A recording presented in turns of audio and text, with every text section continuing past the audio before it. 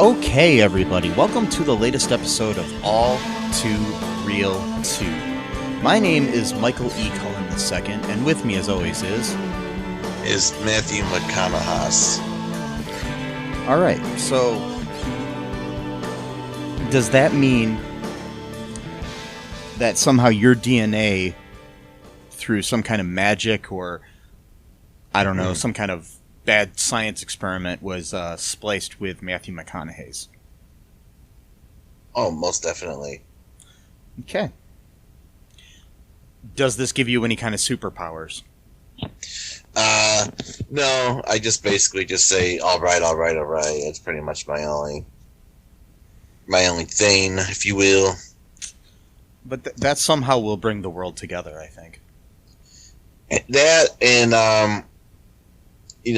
those 3D Doritos that I was going to get at the store the other night, but then I forgot because I needed orange juice. So then I went to go get orange juice, but the store was closing, so I had to hurry up. So I had to walk all the way to the back to get the orange juice. Then I went into the chip aisle, and I was like, I know I need to get some chips.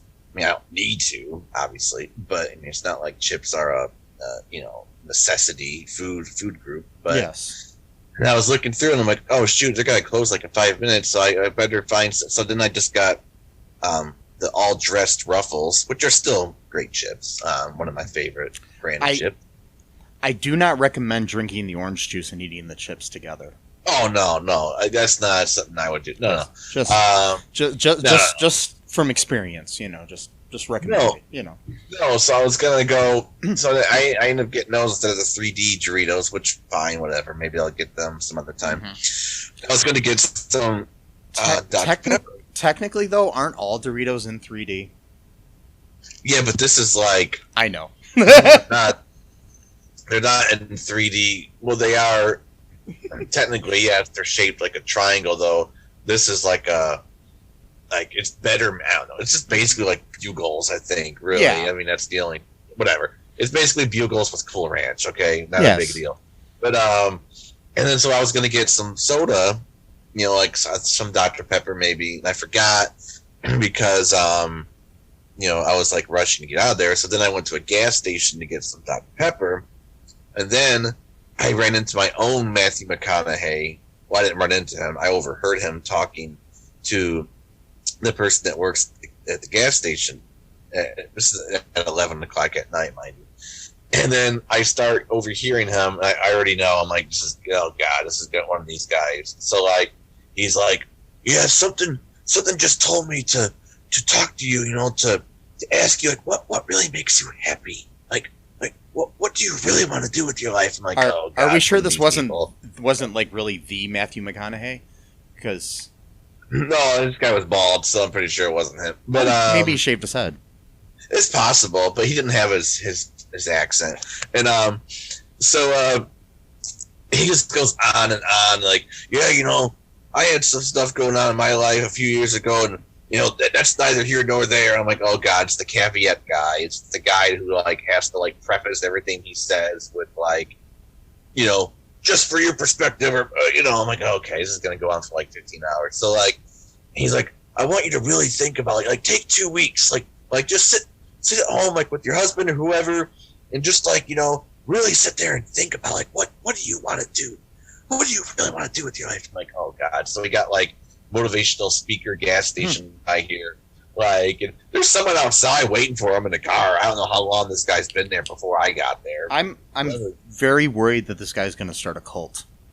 That's what I'm worried about. Well, I was worried about because I don't trust these kind of people anymore. I'm sorry, that might be a prejudice.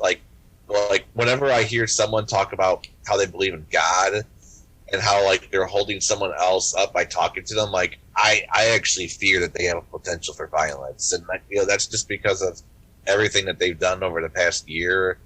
They're so like I got a prejudice now. Let's just hope he's just a pothead. I don't think so, because he said something like he searched the Lord, and that's a very evangelical Christian type of phrase. Are you sure he didn't say he was just listening to Lord? No, I'm pretty sure he said he wasn't. and then he found, the answers. He said that he wanted to. Then he was working construction for like years, and he liked that. But then after a while, he started getting restless and realized that wasn't the path for him. So then he tried to do welding, I guess. But then, like they like made him work for like 13-hour days for like 6 weeks straight, and then like they didn't hire him on technically, so they pretty much just like used him as like like a temp worker basically. So then he decided to go to school and do something, and I don't really. At that point, I just brought up my soda. I'm like, I can't overhear this for like the next 6 hours, so I'm just gonna have to go up there to kind of get him to leave. And then he did. So if he ever listens to this, I hope he doesn't get mad. But just a little piece of advice, don't like these employees, dude. Like they have to listen to you. Like it's not like especially when there's like one poor woman or man behind the counter there. You know what I mean? Yeah. So it's not like they're having this they might enjoy the conversation, sure, but it's not. They don't have a choice in the matter. So it's like don't do. I mean, people do the same thing like too, where like they'll see like a cute girl, or woman behind the counter, and they'll like like try to ask her out. It's like, dude, like come on, like wait until she's on break at least, and even then, she might want to actually do something on her break instead of like listening to you, like with your pickup lines that you've rehearsed or learned or whatever, type of thing. It's like they're in customer service, okay? They have to talk to you. Like, don't. Anyway. So speaking of crazy things, but, yeah, man. Today on the show we are covering another pilot for I believe this was an unaired pilot. Yeah. For a television show called Little Mermaid's Island, which was made in 1991, shortly after the Little Mermaid animated movie was out in theaters. And I've never done any kind of drugs, like acid or anything of that nature. But somehow after this morning, I feel like I have. I mean, I've had an interesting morning to begin with. We're recording this in the early afternoon today. Normally we do at night. But yeah, I had an interesting morning where I watched this, babysat my great niece, and got peed on. So I've had a great day. So.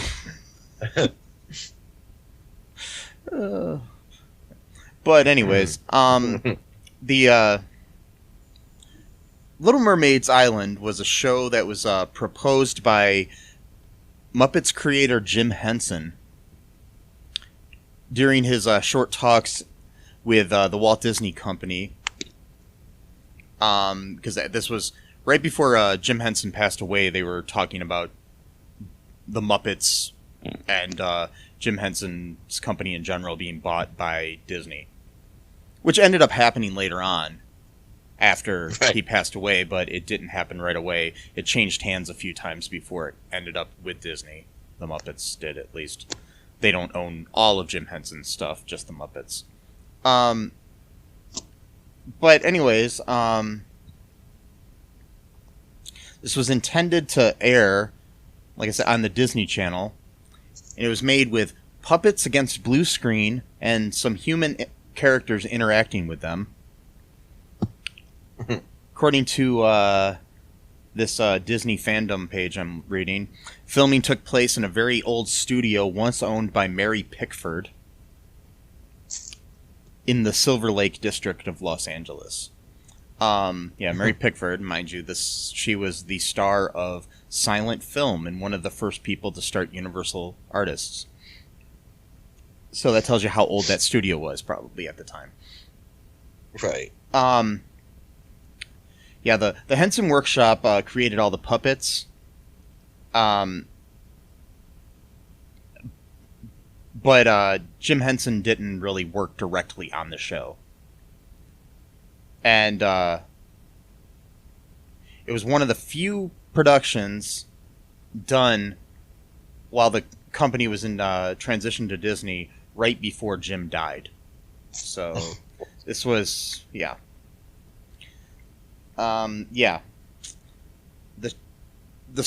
show starred Marietta DePrima as Ariel. It also had Clive Revill as Grimsby.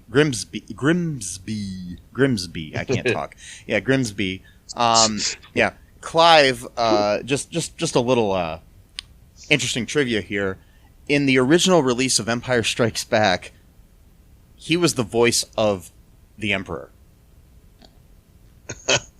Right. Wow. Yeah. So that's wild. Yeah, just kind of interesting little tidbit about him. The character of basically he was reconceived here because in the movie he was kind of a grumpy character, but in this he's a jovial sea captain who lived on an island near Ariel.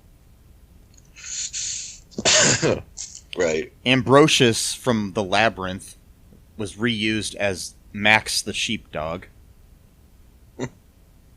There was also a random full-body puppet called Scales the Dragon, voiced by Jim Cummings. We did have Samuel Wright, rest in peace, he just passed away. I don't know when this will air, but the week that we are recording this is when he passed away. Buddy Hackett also reprised his role as Scuttle. And then you also had the characters of Flotsam and Jetsam, which were the evil fish characters. I don't know what kind of fish they were, but they were evil. They're eels. Yeah, that's what it is. Eels. Yeah. Because, like I said, I felt like I was on acid when I was watching this. Yep. And there was also the... You did have... what's his face? The... the character of...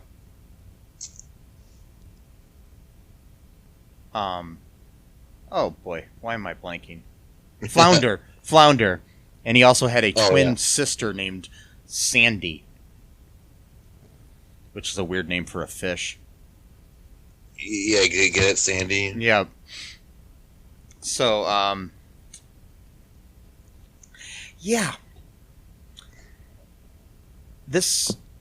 the pilot episode was called Sebastian's Birthday. What happens in this episode here, Matt? Okay.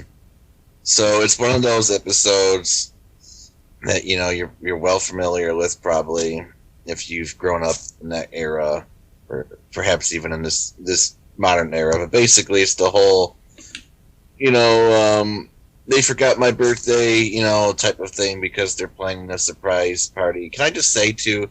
Okay, I always absolutely hated that that thing in TV. Why would you? Okay, so just from a friendship point of view, okay, you're trying to do a surprise party, but why would you want your friend or other loved one think for an entire day that you've forgotten about their birthday? So you're gonna allow this person to just roam around the streets or just sulk all day long, thinking that everyone in their life who's important to them has forgotten their birthday, just so that for a half hour they can go surprise. Wait, so for 15 hours of the day, this person has basically felt like shit, because of what you did.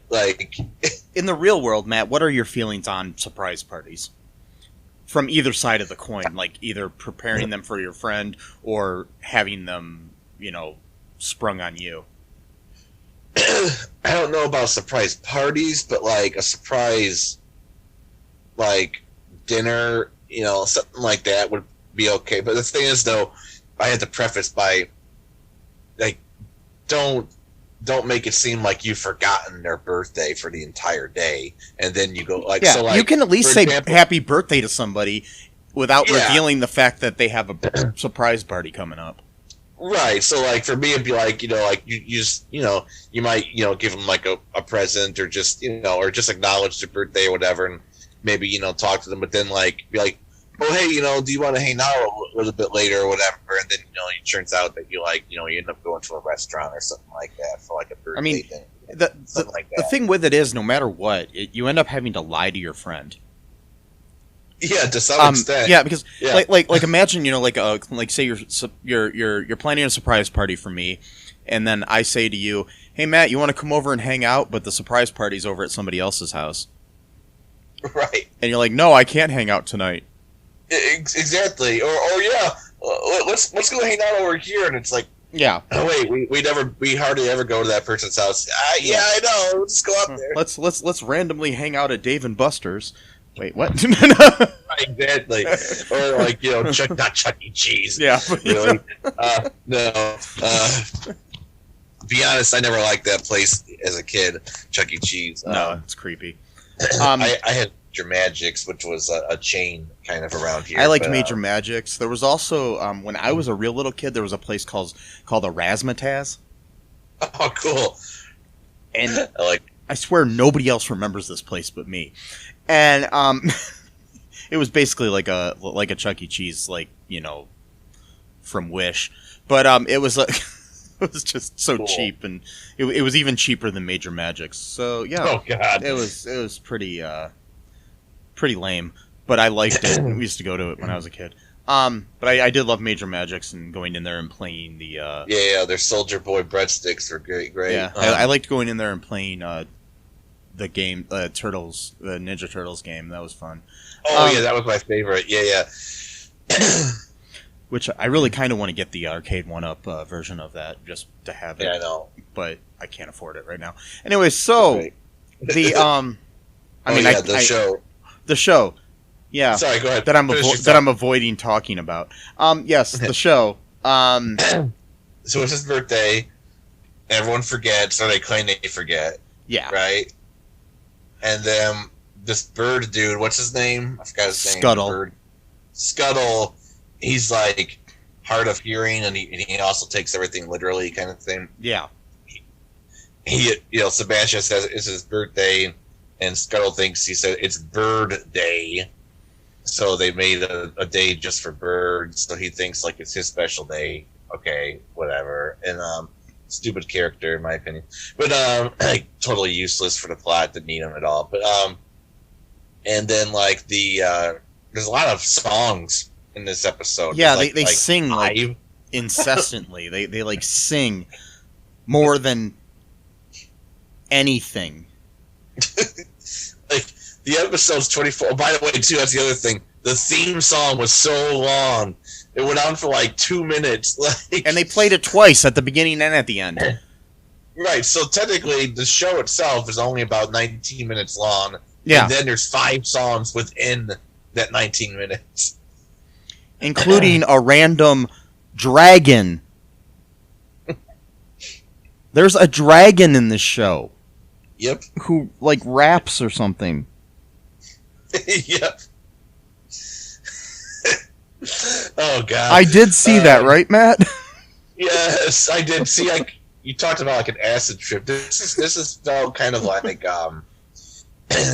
if I smoke too much pot, which I haven't done in a long time. But like where it's just like that reality exists, so it's not like you're full blown hallucinating, but it's just like one of those feelings like. This is really weird. like I woke up from a weird dream and I watched this, and I wanted to go back to my dream because it felt more like reality. Right. Yeah, like a fever dream. There you go. Yes.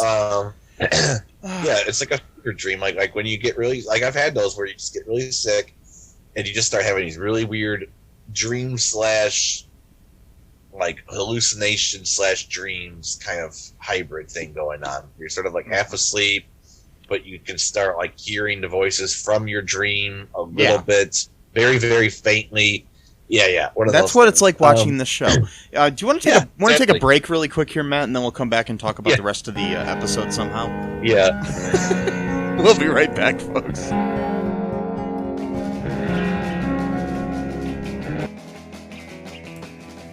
What is Gen X? What is the silent generation? What do generations have in common? Hi, I'm Trish the Dish from the Gen X Voice podcast, and I invite you to listen to conversations I have with folks from different generations, backgrounds, beliefs, and experiences in an attempt to see what connects rather than divides us. Even though Gen X has been called slackers, Karens, or not mentioned at all in some cases, we are the bridge generation, so I feel compelled to do my part to destroy ageism by bringing all these voices together. And, as a bonus, each guest gets to answer some 80s questions at the end of each show. So download and listen to Gen X Voice today on Apple, Spotify, Amazon, or wherever you listen to podcasts. And let's see how much we have in common after all. Hi, this is Catherine, host of a new fashion podcast, The Real Fashion School Dropout. Join me as I interview guests every week in the fashion and beauty space, and we gossip on all things fashion and beauty and even get into some personal stories of their journey in the industry. You can find us on Apple, Spotify, pretty much wherever you get your podcast. Hope to see you there.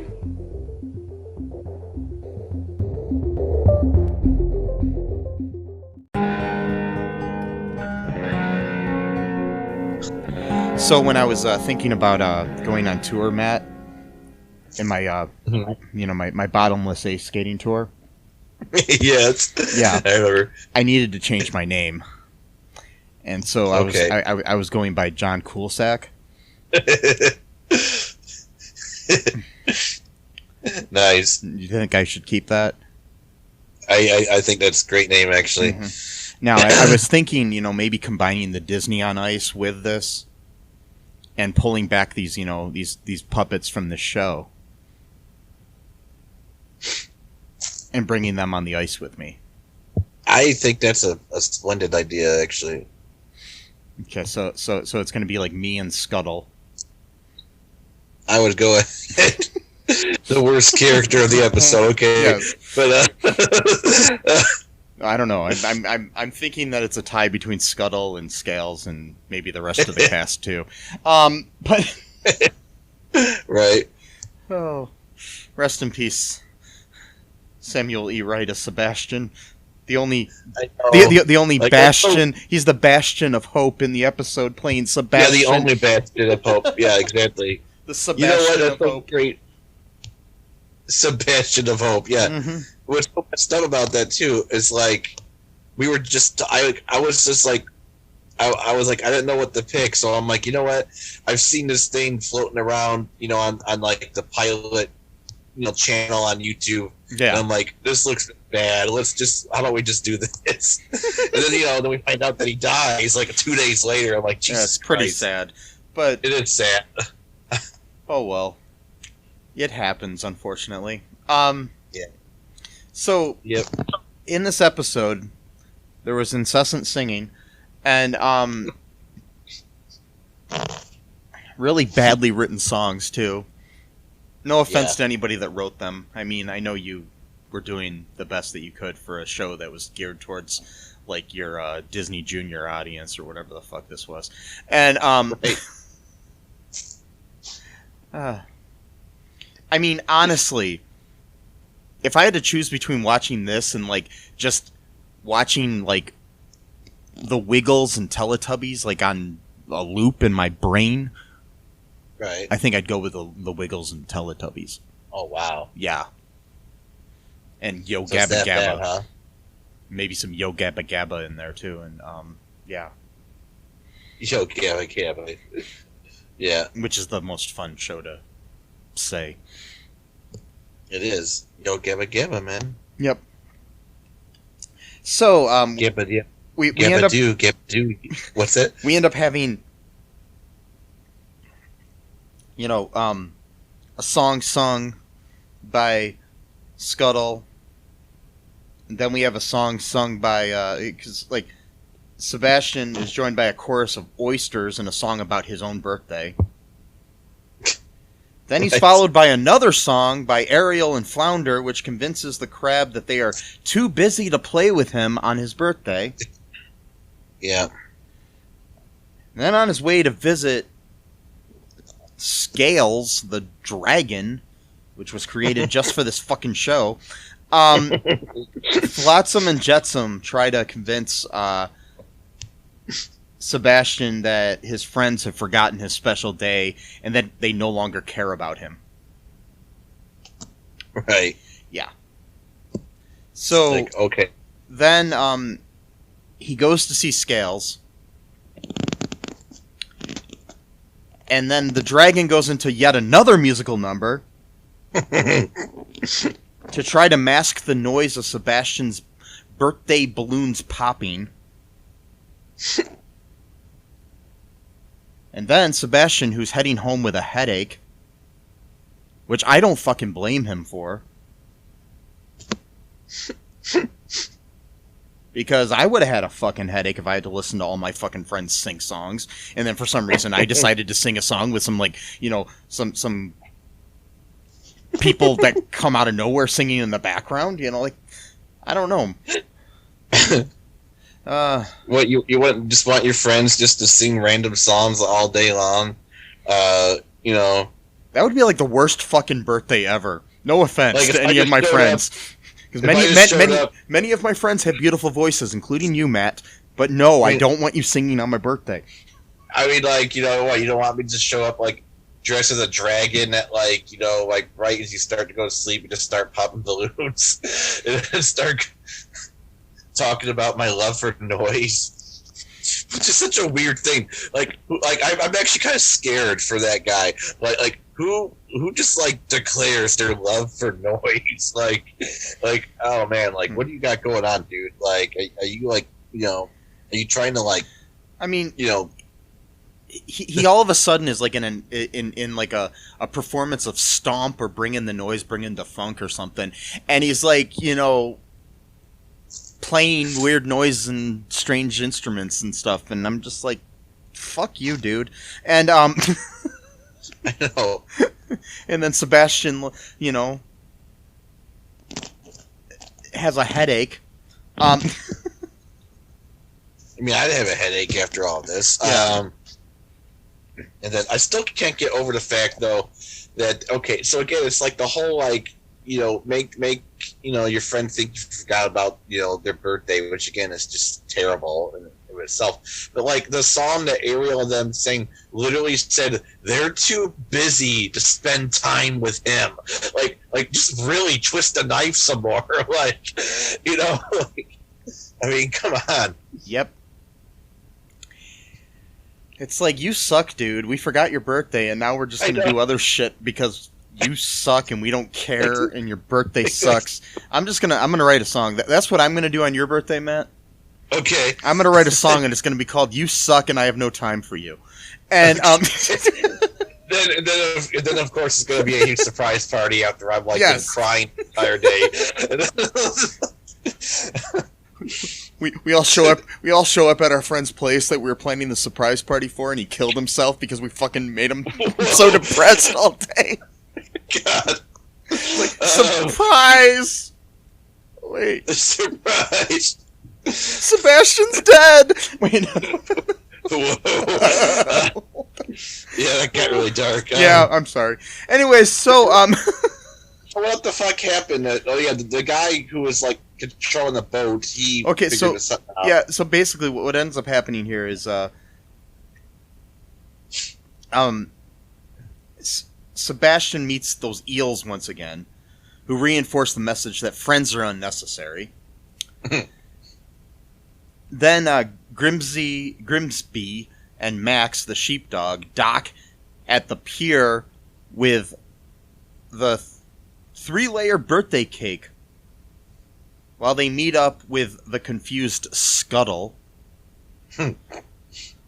So the Seagull and Grimsey sing another song. God fucking songs. Anyways, as they head towards the party. It was a song about the fucking cake and shit. Anyways, so... Yeah, the team had a song about the cake. Why not also make a song about the ingredients of the cake while we're at it, you know? Can't you just talk to each other? Like, does everybody fucking sing in this world? Like, okay, anyways. It's why, like, when I was a kid, I never liked musicals, because I never understood the randomness of people just breaking into song. I mean, I respect musicals and love musicals now, but when I was a kid, I just never understood that concept. It's very jarring. I mean, yeah it's like... I mean, I don't mind, like operettas and stuff where it's just like completely sung the whole time. Mm-hmm. Like something like Rent is pretty much sung the whole time. You know, Hamilton is pretty much sung the whole time. I like those type of things. But when you have the thing where it's like, hi, how are you? Oh, I'm good. I'm so happy that I met you. You know, stuff like that. That just makes no fucking sense to me. Why are you talking to her 1 second and then all of a sudden fucking singing? Like, what the fuck? You know what we should do? We should take Little Mermaid's Island and turn it into a musical now. Yeah, I think Disney might have a problem with that. Yeah. I mean, probably, yeah. Mm-hmm. I mean, do they even want to be associated with the fact that this even is made? But that's why they'd probably have a problem with it. Yeah. Because we'd have to change all the characters and... Yeah. But anyways... You know what's really messed up? Sorry, go ahead. Go ahead. Is that because the show is still... Because, mind you, I watched this last night before I went to bed. That was probably not the best thing to do right before going to bed. No. But like, I know what was distracting me was the fact that I thought that the actress who played Ariel was really cute. And that was like the only good thing about it for me, basically. Well, at least you weren't attracted to Scuttle or something. Oh, right. But she ruined it for me by singing that terrible song about not having time for her best friend. So it's like, well, that ruined it for me. But then again, she doesn't exist for eye candy, so I guess it's, that's fine. Yeah. Yeah. So anyways, after Grimsey sings his fucking song about birthday cakes, Ariel has broken Sebastian's present while attempting to wrap it. Of course. So, you know what that means, Matt? No, I don't. What does it mean? She's got to sing a song about it. Of course, she got to sing a song about breaking the fucking... What was it she broke? Like a teacup or some bullshit? Some bullshit teacup, like he gives about tea. Really, that's the other thing. How are you drinking shit underwater and eating cake underwater? Every time I eat cake, I go underwater, man. Well, then again, it's Little Mermaid's Island, so I guess they have a nice little island that they can all meet together on. Whatever. But again, how are you making a cake, especially a 3-layer cake, on a fucking boat? Where'd you get the ingredients? Where'd you get the sugar? Where'd you get the frosting? These are questions that I need answered, because that's more important to me than whatever the fuck Scuttle's doing. Well, so you wanted like a song with the backstory of how he made the cake? Not a song, just explaining it. No, not a song. Definitely not another song. I don't need to be like, I went to the market and bought a pound of sugar and then some sweet frost. No, gunfire. No. Okay. Well, maybe you just went to a baker and bought the cake. I suppose, but where are they? Where they go to land? Where? I'm sure it's near. I'm sure it's near some country of some sort.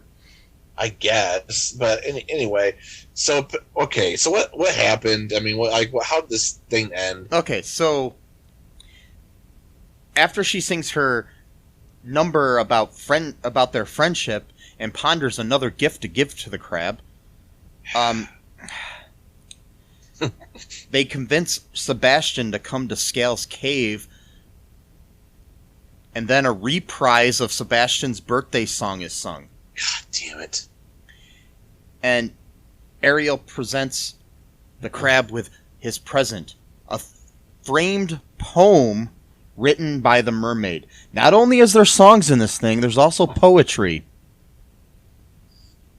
So translation, she broke an actual present that she was going to give to him. And then it's like, oh shit, I'll just go write a poem for him right now off the fly, and then I'll just frame it. It's like, you know what? Maybe you really didn't have time for your friend. Maybe that song wasn't a ruse. Maybe you just didn't have time. You're like, I just write some shit down and frame it. There you go, Sebastian. Happy birthday. Go fuck yourselves. The show was meant for like preschoolers. The show should have been called Sebastian, Go Fuck Yourself. Yeah, that would have been a better, just like 2 minute long theme music and just Sebastian, go fuck yourself.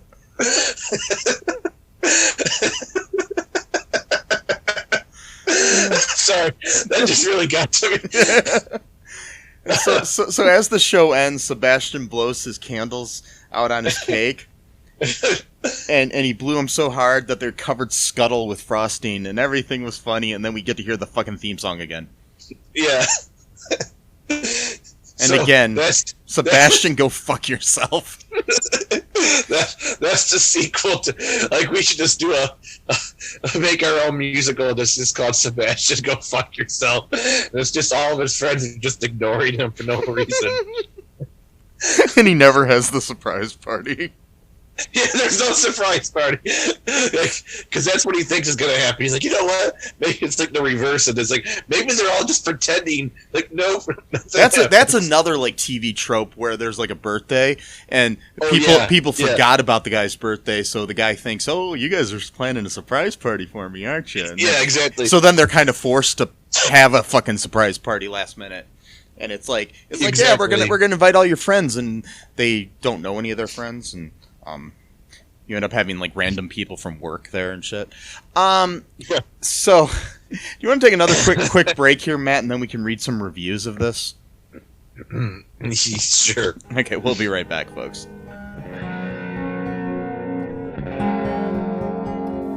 It's the ninja from the Ask the Angry Ninja Show saying, come listen to the show. We got the Ninja Wife to give you your movie reviews. We got the Conscript to give you the ninja news. And we got the Battle to talk about your sports. And as always, it is the Ask the Angry Ninja Show. So ask me a question, and we'll give you the ninja knowledge you need for your ninja life. Search for us anywhere you get your podcast from. Just search for the Ask the Angry Ninja Show and enjoy the show. So then, on the ice mat, I decided, okay, we're going to have Sebastian there with Scuttle, and it's going to be called Sebastian, Go Fuck Yourself on Ice. I don't know anything beyond that, though, but I have talked to my people and Disney's people, and has not been approved yet. Okay. But hopefully it will be, because I'm thinking that, since Disney bought Fox and stuff, that maybe they can be a little bit more risque. And they'll be okay with me skating bottomless and doing a show called Sebastian, Go Fuck Yourself. Do you think Disney would go for that? No, I really doubt it. But who knows? I mean, they went for this, so that's true. But they didn't go for this. They passed on. Well, yeah, true. They did. So yeah, well, they didn't, but they allowed it to at least, get made potentially. Yeah. So we only have like 3 reviews on IMDb. I will read one of them. Okay. I have a 5 out of 10, a 4 out of 10, and a 6 out of 10. Which would you like me to read, Matt? I'm surprised they're even that high. Really? Yeah. Just go with the lowest one. Okay. The 4 out of 10. This was written by Martin Haffer. on June 6th of 2020. So just last year. So I'm assuming that was shortly after the pandemic started. Yeah. And Mr. Martin Haffer here was so bored that he found this on YouTube and started watching it. But I can't really say anything because we watched it as well. So, his headline is typical of many early 90s kids shows, but it never ended up airing as a series. I enjoy pursuing YouTube from time to time to see what sorts of oddities I can find. One search term I used a few times is failed television pilots. And that is how I found Little Mermaid's Island, a failed show that was a collaboration between Jim Henson and Disney. It was among the last projects that Henson worked on before his untimely death. When I began watching, I realized that I am not the best reviewer for this one. After all, the show is clearly targeted towards young viewers, perhaps up to the ages of 6 or 7. So keep this in mind. I am a middle-aged guy, not some kid. So was it any good? It was okay, not bad. The puppets were sometimes pretty good, sometimes flat and expressionless, even when they talked. But the content seemed very similar to a lot of kids' shows I watched with my daughters when they were younger. Not a terrible show, but I could see why Henson wasn't happy with it. His puppets were really capable of more. The end. And that's a 4 out of 10. Okay. So reportedly both Disney and Jim Henson were very unhappy with the final results of this. And when they say Disney, I'm assuming they mean the company and not actual Walt Disney. I doubt he came back from the grave just to express his, discontentment with "Go fuck yourself." With Sebastian, "Go fuck right. yourself." Yes, maybe he got up from the grave and got up from the grave and just said, "Sebastian, go fuck yourself," and then went back to Then they took his head off and put it back on. Then they put it back into the cryogenic. He's not cryogenically frozen. Oh, he's not? Okay. That's been a rumor from day one, but he's actually buried in a grave. Okay. So. Wow. Yep. I don't know why that ever became a rumor, but yeah. Mr. Disney is not frozen. Probably, but Frozen is Disney. Yeah. Yeah, Walt Disney is not frozen. Disney is not frozen, but Frozen is Disney. Yeah. If we learn anything today, that's what we're learning. And so Matt, would you recommend anybody watch this? No, I don't. No, it's just bad. It really is. There's no redeeming qualities at all. No. Some of the stuff we watch, like Mr. Ed, 2004, there's enough in there to at least sort of entertain you a little bit. But man, like not only the song, there's too many songs, okay, but there was these parts where there would just be too much space in between people's lines. You just hear nothing but water going on for like 5 seconds. And I don't know if that's like a little kid thing. 'Cause I know that maybe a lot of these shows they're meant for like kids who are still like mentally developing. So maybe it's meant to like give them time to process, what was said or whatever. But as an adult, really no adult should even be watching this piece of shit anyway. But so it's just like someone talks and there's like 4 seconds of water. I mean, it's like, okay, like what? So that's why it reminds me again of like being too stoned, because like when you're too stoned, sometimes time can go really slow, and it's just like, oh, did we just say something? Like that's what it felt like. Like I'm not stoned. I haven't been in like a really long time. So like, it's like the main thing too with this is the fact that the message of the show, if you're letting kids watch this, is to lie to your friends. Yeah. Yep. And basically just say, Sebastian, go fuck yourself. Right. Yep. That's the message. That is. I mean, that's literally the message. Yep. Yep. Anyways, so anything else, Matt, before we wrap things up here? Nah. Yeah. I hated this thing. Yeah. There has not been much that we've watched for this podcast that I've hated more than this. Yep. I would rather watch Tooth Fairy 2 again. Oh, God. Or even make Tooth Fairy 2, really. Even make Tooth Fairy 3. Yes. And just watch that. Yeah, John Coolsack does not approve of this episode.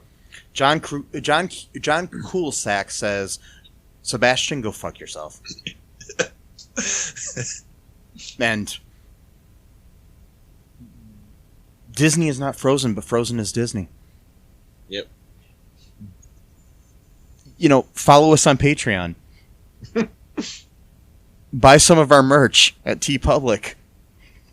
We should make a t-shirt called Sebastian, go fuck yourself. We will. I'm going to put that in the store, hopefully by the time this episode airs. Awesome.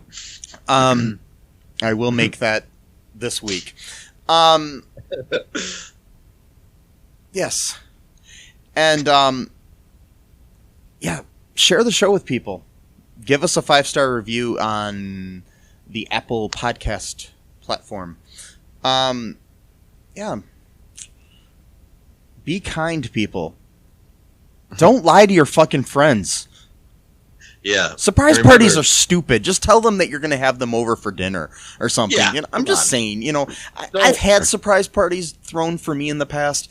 They weren't horrible, but I still felt kind of, I don't know. My thing is you don't want to do that to somebody. You never know if they have a heart condition. Right. Exactly. Yeah. You could end up killing your friend. Which, that would not be good. Yes. And remember, Sebastian. Yep. Go fuck yourself. Bye-bye. Thanks for listening to All Too Real 2 podcast, a Cullen Park production. Produced and edited by Michael E. Cullen II.